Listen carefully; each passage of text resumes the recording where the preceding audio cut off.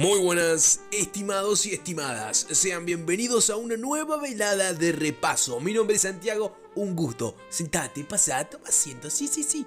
Prepárate el cafecito, el mate, porque hoy continuamos. Antes que nada, como siempre, damas y caballeros, un mensaje muy importante en pantalla.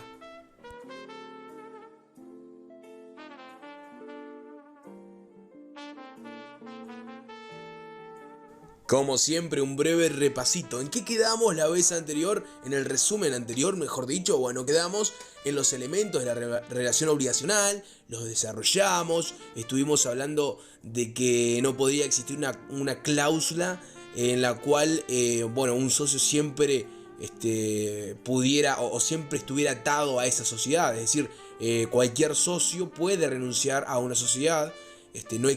No puede existir una cláusula que diga lo contrario. Después estuvimos hablando de derechos reales con el artículo 47.2, y ahí nos metimos un poco en concurso, que era en esa situación básicamente en la que se encuentra el empresario entre la espada y la pared, en dar quiebra y la posibilidad de aquellos acreedores que él mismo debe, es decir, el empresario en carácter de deudor, se reúnan y puedan consolidar una forma de pago para mantener la empresa en funcionamiento y así pagar aquella deuda, o directamente dar quiebra, que esta fue la explicación del funcionamiento del concurso.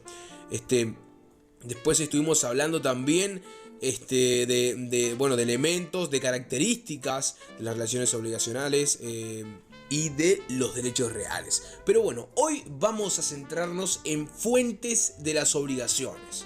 Acá vamos a hablar de la clasificación quíntuple que existe. Vamos a hablar de contratos, cuasicontratos, delitos, cuasidelitos y ley. Bueno, cuando hablamos de estos, hablamos de una clasificación sistemática. Por ejemplo, los contratos están concebidos en el artículo 1247, cosa que ya hemos reiterado muchas veces, seguramente ya te haya quedado en la cabeza. Después vamos a ver los supuestos previstos por la ley como productos de las obligaciones, como lo son los hechos ilícitos manifestados en el 1319 y 1342, y después los cuasicontratos en el 1308 a 1318. Y otros más que vamos a ir comentando a la par, vos y yo. Bueno, aunque sea obvio, vamos a comenzar por el principio. Artículo 1247. Definición de contrato, prácticamente. Contrato es una convención por la cual una parte se obliga para con la otra, o ambas partes se obligan recíprocamente a una prestación cualquiera. Esto es, dar, hacer o no hacer alguna cosa. Cada parte puede ser una o muchas personas. Muy bien, ese es el concepto de contratos. Ahora vamos a los hechos ilícitos. El 1319, que ya comenté, manifiesta lo siguiente. Todo hecho ilícito del hombre que causa a otro un daño impone a aquel por cuyo dolo, culpa o negligencia ha sucedido la obligación de repararlo. Cuando el hecho ilícito se ha cumplido con dolo, esto es, con intención de dañar, constituye un dolo. Cuando falta esa intención de dañar, el hecho ilícito constituye un cuasidelito. En uno y otro caso, el hecho ilícito puede ser negativo o positivo, según que el deber infringido consista en hacer o no hacer. En síntesis, ¿con qué nos quedamos de este artículo? Bueno, básicamente que cuando hay dolo, que es el dolo, el dolo es la intención de dañar, se constituye un hecho básicamente ilícito, se constituye un delito. Pero cuando no hay dolo, es decir, cuando no hay intención de dañar, se constituye un cuasidelito. Y bueno, por lo que debí comenzar en el primer inciso de este artículo, todo hecho ilícito del hombre que causa daño a otro impone a aquel cuyo dolo, culpa o negligencia que ha sucedido, la obligación de reparar. Es decir, reparar aquello que hemos roto. Aquel daño que hicimos debemos subsanarlo. Ahora, vamos a traer todo esto al ámbito civil. En el 1342 se establece que el deudor es condenado al resarcimiento de daños y perjuicios, sea en razón de la falta de cumplimiento de la obligación o de la demora en la ejecución, aunque no haya mala fe por su parte.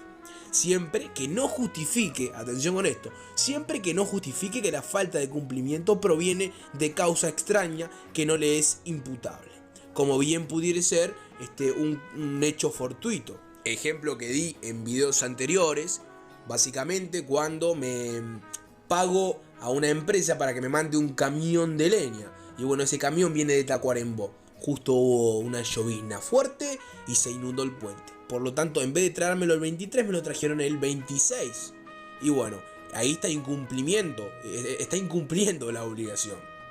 Por lo tanto, vamos a decir, bueno, ¿tiene que pagar? No. ¿Por qué? Porque por un hecho fortuito, es decir, por la lluvia, algo que el hombre no puede controlar, se tardó. Por lo tanto, no tiene que pagar una multa por mora. Bueno, ahora nos pasamos de línea, vamos a los cuasicontratos. Los cuasicontratos se manifiestan en el 1308. Este artículo establece que un cuasicontrato es todo hecho lícito del hombre que hace mejor la condición de una persona en daño de otro, sin que haya mediado intención de hacer liberalidad. Da origen a un cuasicontrato que obliga al que ha mejorado su condición a devolver la suma o la cosa convenida en su provecho. Acá podemos empezar a pispear lo que es el enriquecimiento sin causa. Lo dejo por ahí, todavía no lo avancemos. Ahora seguimos por acá, artículo 13.18. El que pagó lo que no debía no puede perseguir la especie poseída por un tercero de buena fe a título oneroso, pero tendrá derecho para que el tercero que la tiene por cualquier título gratuito se le restituya y si es reivindicable y existe en su poder. La obligación del donatario que restituye son las mismas que las de su causante, según el artículo 13.16. Bueno, ¿qué queremos decir con esto? Bueno, un ejemplo. Yo tengo una camioneta, se la tengo que dar a Martín, porque se la debo a Martín. Soy un deudor y él es mi acreedor. Bueno, se la voy a dar a Martín, pero erro por X o Y motivo y se la doy a Juan. Ahora, ¿qué puedo hacer? ¿Qué puedo hacer si que lo recibió lo vendió a un tercero? Bueno, según este artículo, el que pagó lo que no debía, yo por ejemplo, con esta camioneta, no puedo perseguir la especie poseída por un tercero de buena fe a título oneroso. Es decir, yo no puedo ir detrás de esa camioneta que por error se la di a Juan. O sea, no puedo ir contra la persona que Juan se la vendió, básicamente. Porque ahí estamos hablando de una venta a un tercero de buena fe a título oneroso. Obviamente, si comprobamos que fue de mala fe, bueno, ahí hay otros procedimientos. Ya son otras cosas que están volando. Pero, en caso de que sea de buena fe y oneroso, no puedo ir. Pero tendrá derecho, dice el artículo, para el tercero que la tiene por cualquier otro título gratuito. Es decir, si Juan, en vez de venderla, se la regaló a su hermana, le dijo, mirá, me llegó de arriba, no sé qué onda, se la regaló, se la dio en forma, bueno, a título gratuito. Bueno, yo puedo exigir que se restituya, obviamente, si existe todavía en el poder de la hermana. O sea, sí tengo derecho a exigir que se me restituya la camioneta, es decir, que se me devuelva. Bueno, espero que hayas seguido el ejemplo y lo hayas entendido. Ahora, nosotros entendemos que el contrato genera relaciones obligacionales. Lo vimos en el 1247, no me canso de repetirlo. Que bueno, básicamente las partes obligan al contrato como si fuera la ley misma, como si fuera una norma legal. Pero los otros, como hechos ilícitos, es decir, cuando hablamos del cuasi delito, etcétera, etcétera, los otros como hechos ilícitos generan también obligaciones. Porque la ley prevé que, dado ese supuesto de hecho, se generan las indemnizaciones. El artículo 13.19 establece, más o menos parafraseando, que no se debe dañar a las personas y que bueno, hay que tener la diligencia de un padre de familia. Es decir, tenemos que cuidar. Es decir, quien causó el daño tiene la obligación de reparar el daño. Se genera básicamente una relación obligacional. O sea, el derecho de la víctima a recibir la indemnización y el victimario la obligación que tiene de pagar por ese daño. El artículo 1342 que ya vimos prevé que el deudor es condenado a pagar daños y perjuicios. Ahora, no me quiero alejar de los cuasicontratos. Estos que son hechos lícitos, que no son contratos, que son voluntarios pero que generan relaciones obligacionales. Y acá vimos el enriquecimiento sin causa en el artículo 1308. En cuanto a cuasi contratos, también podemos hablar de un enriquecimiento sin causa.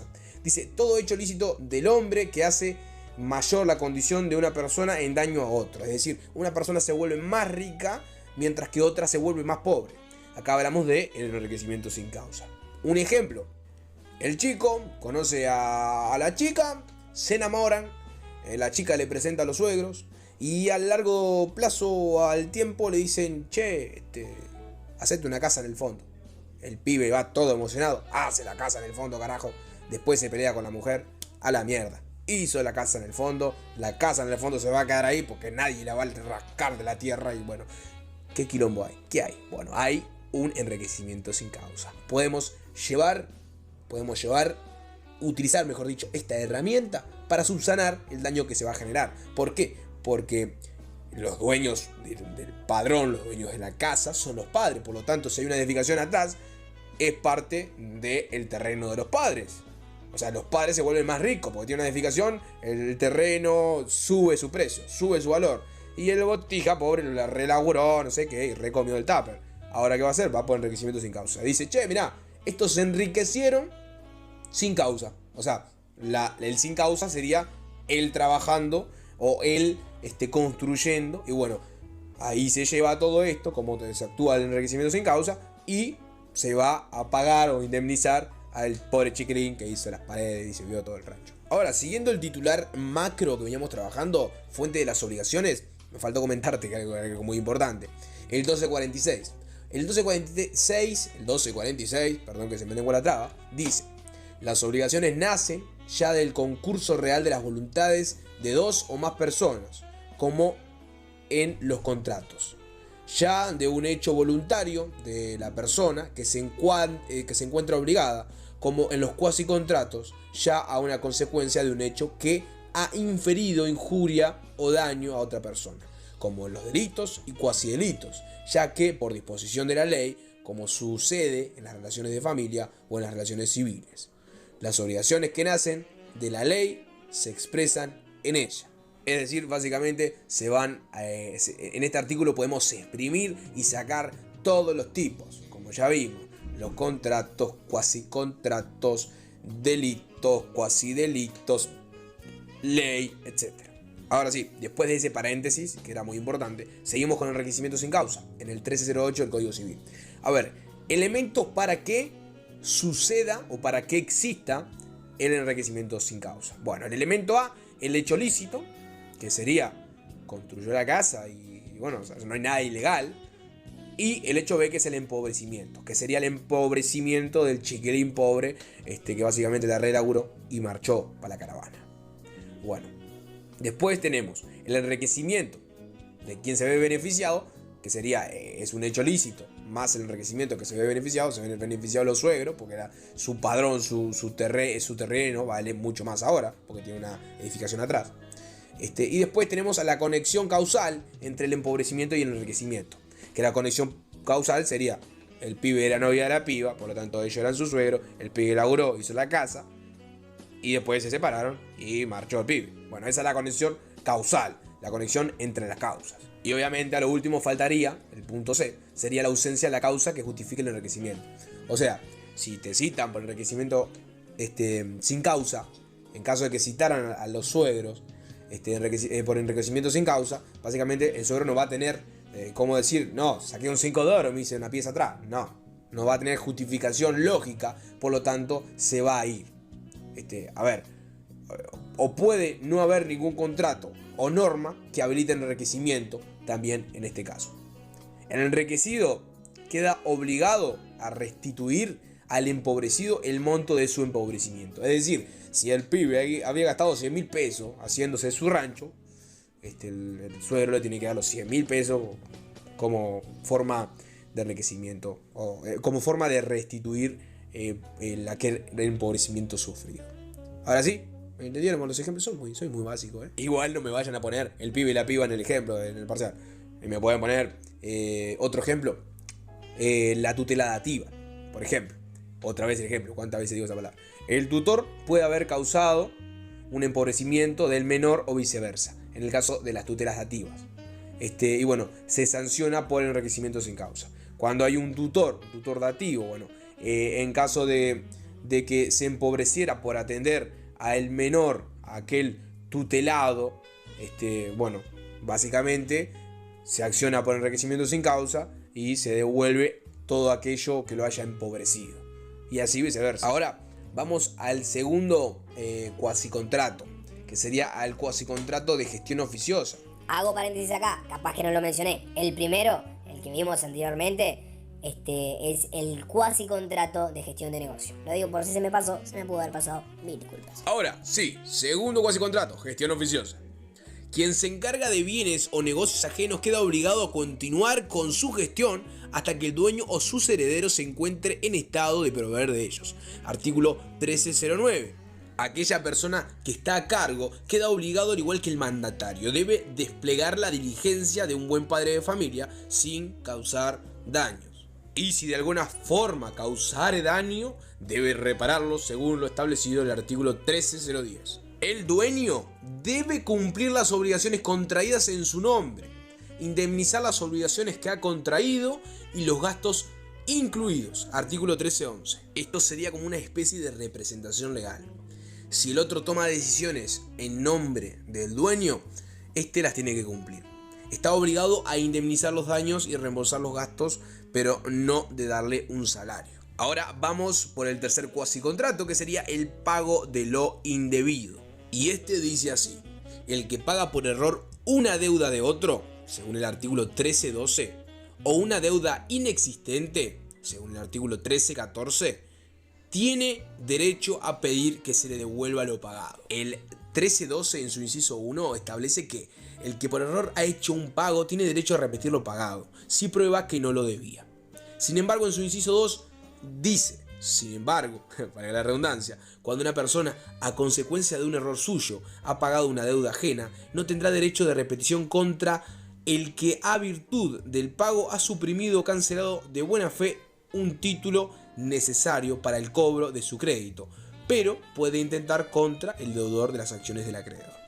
Es decir, básicamente, si yo mandé plata, el que la recibió pagó algo, yo no puedo repetir contra el tercero, sino contra aquel que básicamente tomó el dinero y lo gastó o lo pagó. Contra él sí puedo repetir o utilizar alguna herramienta para poder tener devolución de este dinero. Ahora, el 1314 establece que se podrá repetir aún lo que se ha pagado por error de derecho, cuando el pago no tenía por fundamento ni siquiera una obligación puramente natural. Ahora, no operan obligaciones naturales, artículo 1313.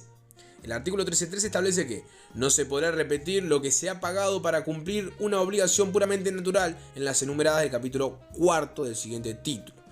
Acá nos remite al artículo 2176, que dice: el que haga pagado voluntariamente deudas de juego o de apuestas no puede repetir lo pagado, o al menos que hubiese dolo o fraude de parte del ganancioso. Es decir, si yo pagué por error una deuda de juego que tenía, bueno, no puedo replicar contra eso porque, no puedo repetir contra eso porque, bueno, era una deuda de juego, una deuda natural, por lo tanto ya la tenía, no puedo ir a reclamar que me devuelvan cuando yo debía. Debemos tener en cuenta siempre que nuestro derecho busca amparar al tercero. Es decir, no se puede accionar contra los terceros poseedores de buena fe a título oneroso. La idea es proteger a este tercero de buena fe. Por ejemplo, si yo compro un vehículo sin saber, mejor dicho, que bueno, que tras todo el papeleo, lo que fuere, hay dolo, hay algo que me pueda perjudicar, el dueño real, es decir, la parte A, siendo yo C, el último que se va a quedar con el vehículo, no me puede replicar a mí, sino que le puede replicar a B. Siempre y cuando sostenga la buena fe por mi parte, no lo compré sabiendo que era robado, bla bla bla. Que era robado o que hay desconocimiento de X o Y motivo. Por ejemplo, voy a comprar una casa. Resulta que el que me lo vendió después no era el propietario legítimo, sino que era un poseedor. Y si yo no soy consciente de que era un poseedor, bueno, puedo utilizar herramientas para reivindicar X o Y cosa, pero la idea es que siempre exista la buena fe en nuestro accionar diario, en nuestro accionar contractual diario. A ver, como les digo, normalmente, el ejemplo del auto, yo tengo un auto, y bueno, me vienen a vender un auto, mejor dicho, yo lo compro, así, con toda la confianza del mundo. Después aparece el verdadero dueño diciéndole, no, ese es mi auto. Bueno, ¿qué va a hacer el dueño? El dueño no puede venir contra mí porque yo lo compré de buena fe, sino que puede ir contra el que me lo vendió, y puede ir contra el dinero que yo le estoy pagando a él. O sea, me lo vendió por $10.000. Bueno, el dueño legítimo va a ir contra el que me lo vendió por esos $10.000. Yo directamente lo voy a pagar al dueño original, no al que me lo vendió. Quiero aclarar, no es que yo le vaya a pagar al dueño